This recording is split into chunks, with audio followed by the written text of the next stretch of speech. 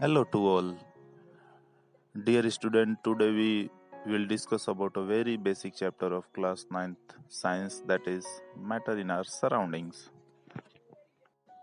तो सबसे पहले हम इस चैप्टर के लर्निंग ऑब्जेक्ट्स के बारे में बात करेंगे. And the learning objects are basic concepts about matter and its characteristics. State of matter. State of matter involves solid, liquid and gas. Next one is effects of change in temperature and pressure on the state of matter. Factors affecting evaporation. Conversion of temperature unit into one another, that is degree Celsius into Kelvin and Kelvin into degree Celsius. और कुछ important definitions like latent heat, Brownian motion, diffusion, sublimation, etc. So now, what is matter? Everything in the universe that occupies a space and has mass known as matter. मतलब वो सब कुछ जो जगह घेरता हो और जिसमें मास या द्रव्यमान हो मैटर कहलाता है. सो मैटर बेसिकली दो तरीके से क्लासिफाई किया जाता है. एक प्योर एंड इम्प्योर के बेसिस पे, जिसे हम केमिकल क्लासिफिकेशन कहते हैं, और दूसरा मैटर के फिजिकल स्टेट के बेसिस पे, जैसे सॉलिड, लिक्विड एंड गैस. मैंने यहाँ हायरार्की डायग्राम बनाया हुआ है जिससे आप मैटर के क्लासिफिकेशन को और अच्छी तरह समझ पाओगे, और कुछ बेसिक डेफिनेशन दिए हुए हैं जिसके बारे में आपको नॉलेज होनी चाहिए. जैसे element. Element is a purest form of substance. The particles of element are known as atom. ऐसे ही compound. Compound is also a pure form of substance when two or more than two elements chemically combine together form compound. और ऐसे ही mixture और इसके types like homogeneous and heterogeneous. इन सभी के बारे में आपको नॉलेज होनी चाहिए. ये बहुत बेसिक है. इस वीडियो को पॉज करके आप इन्हें नोट डाउन कर सकते हैं. अब हम मैटर के फिजिकल नेचर के बारे में बात करेंगे. जैसा आप सभी जानते हैं, मैटर पार्टिकल्स का बना होता है. इन पार्टिकल्स को आप एटम्स, मॉलिक्यूल या आयंस कह सकते हैं.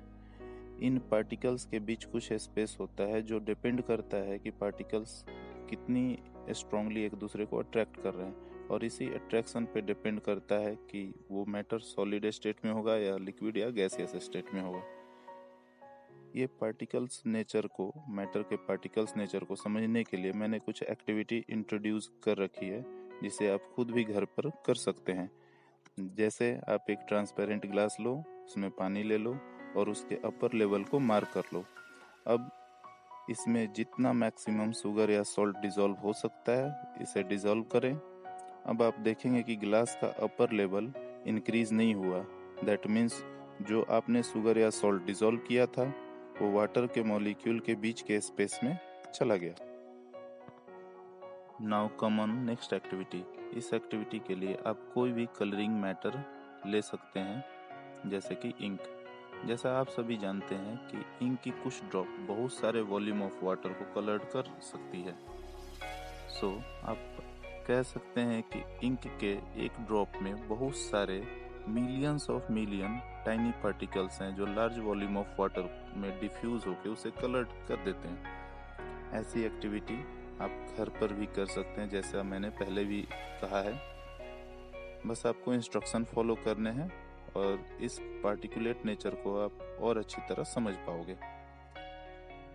अब मुझे आपसे कुछ क्वेश्चंस पूछने हैं. जैसे, क्या आप जानते हैं कि पोटेशियम पर मैग्नेट का फॉर्मूला क्या होता है? और पोटेशियम लिखते हैं P से, POTASSIUM, बट उसका सिंबल K होता है. ऐसा क्यों है? क्या आप जानते हैं ग्लूकोज और शुगर का केमिकल फॉर्मूला क्या होता है? अब हम मैटर के 3 physical states like solid, liquid and gas के बारे में समझेंगे. इन 3 फिजिकल स्टेट्स के अलावा 2 और मैटर की फिजिकल स्टेट्स होती हैं जो डिटेल में आपके सिलेबस के अंदर इंट्रोड्यूस नहीं है. Like fourth state of matter is plasma state and fifth state of matter is Bose Einstein condensation state. जैसा आप सभी जानते हैं सॉलिड रिजिड होते हैं। इसका मतलब ये हुआ कि सॉलिड स्टेट में पार्टिकल्स एक दूसरे को स्ट्रांगली अट्रैक्ट करते हैं। इसका मतलब ये भी हुआ कि इनके बीच मिनिमम गैप या स्पेस होता है। साथ ही साथ आप ये भी कह सकते हो कि स्पेस कम है या मिनिमम है। तो सॉलिड इनकम्प्रेसिबल होंगे, मीन्स इनको कंप्रेस नहीं किया जा सकता है। अब आप समझ सकते हैं कि सॉलिड के फिक्स डेफिनिट शेप हैं and volume is also fix, means volume भी फिक्स होता है। अब आप क्या मुझे बता सकते हैं कि वॉल्यूम होता क्या है, वॉल्यूम और डेंसिटी में क्या रिलेशन होता है? ये जो भी क्वेश्चंस आपसे पूछे जा रहे हैं उनके जवाब आप कमेंट के थ्रू या मैसेज के थ्रू दे सकते हैं। और आपकी जो भी क्वेरीज हैं वो कमेंट के थ्रू, मैसेज या कॉल के थ्रू आप पूछ सकते हैं and I'll try to solve all your queries. Now we will discuss about liquid state. जैसा आप जानते हैं liquid has ability to flow, means इस state में matter फिक्स शेप में नहीं होता है या डेफिनिट शेप में नहीं होता है। इसका मतलब ये भी है कि इस स्टेट में पार्टिकल्स एक दूसरे को स्ट्रांगली अट्रैक्ट नहीं करते हैं जितना कि सॉलिड स्टेट में करते हैं। हम ये भी कह सकते हैं कि पार्टिकल्स के बीच सॉलिड स्टेट से ज़्यादा स्पेस होता है। साथ ही साथ आपको ये भी समझना liquids are negligibly compressible, means इनको कंप्रेस नहीं किया जा सकता, न के बराबर कंप्रेस किया जा सकता है।